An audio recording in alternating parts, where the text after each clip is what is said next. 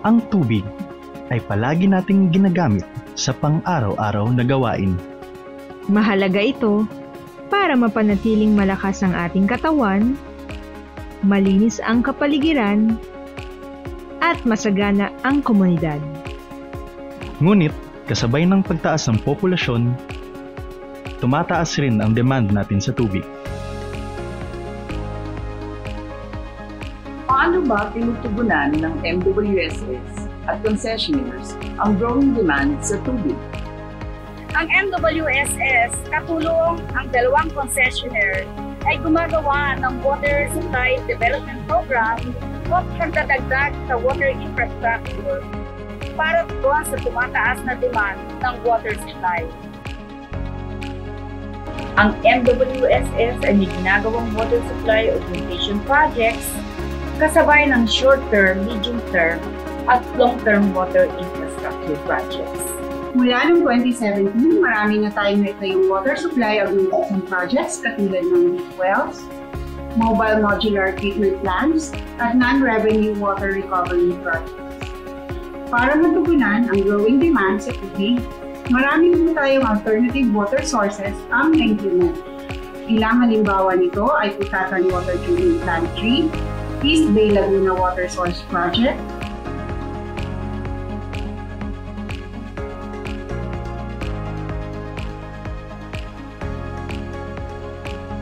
at New Wawa Dam Bulk Water Supply Project.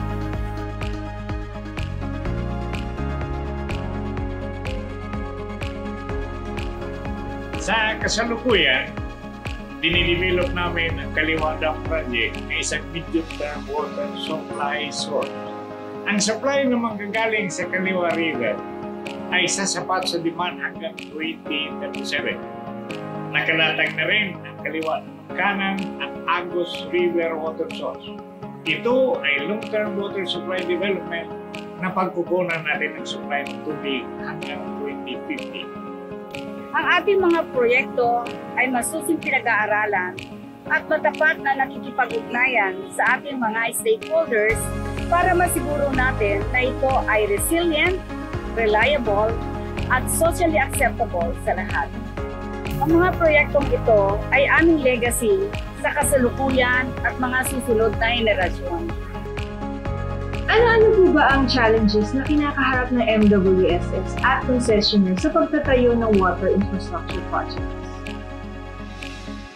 Rapid development and climate change place risk to our water security. Hence, MWSS implements the Kaliwa Dam project. But in implementing such a project, it is not enough to know that the benefits outweigh the costs. Sacrificing the needs of the few for the benefit of the many is not good governance practice. As provided by law, MWSS has to comply with the provisions of the NIPAS Act and the IPRA law in order to address the environmental and social impacts of the project. That is why MWSS conducted several years of consultations and information campaigns for the government to better understand the people affected by the project and make the people understand the side of the government. Intensive studies are needed in finding the right balance to mitigate the social and environmental impacts of the project while minimizing economic costs.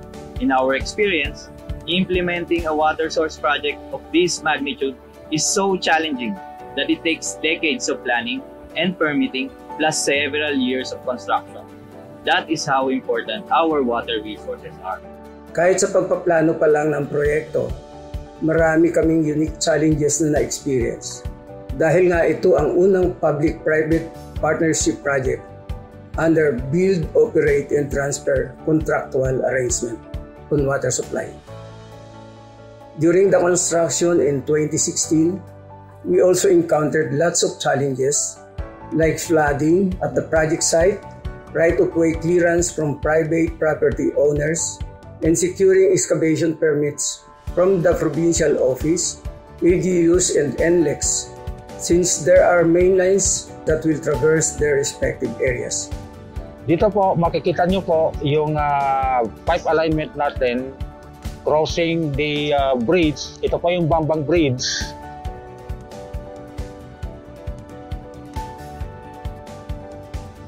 Bali po itong pipe natin traverses private property. So despite po ng challenges na ito sa right of way, natapos pa rin po ang Bulacan project stage 1 and 2, kaya naging operational po on 2019. I was involved with this project since the feasibility study, detailed engineering design, construction, and operation. So pinagdaanan ko lahat kung ano yung nangyari sa proyekto na ito. During the feasibility study, wala pong transportation papunta po dun sa site. So ito yung unang challenge nung ginagawa namin yung FS.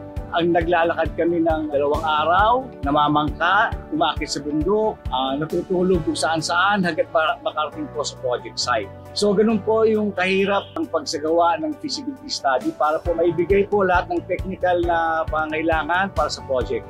So during the period of construction, in 1997, nakaranas po tayo ng El Nino phenomenon. Ang elevation ng Angat River that time is bumaba ito ng hanggang 158.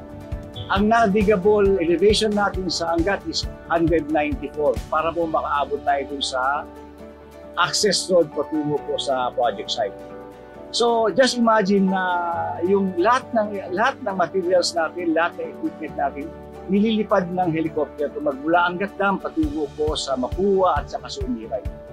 So what we did during that time, para po maging magtiwala po yung mga tao na ang proyekto natin is legitimate, para po mabigyan ng karagdagang tubig ang Metro Manila, meron tayong ginagawang community-based consultation. Nakipag-usap tayo sa mga lahat ng barangay na kasasakupan ng project, at ito yung para makumbinsi yung mga nasa kabilang dako, yung mga lefties, na yung project natin hindi para sa pansarili, kundi para sa tao sa Metro Manila.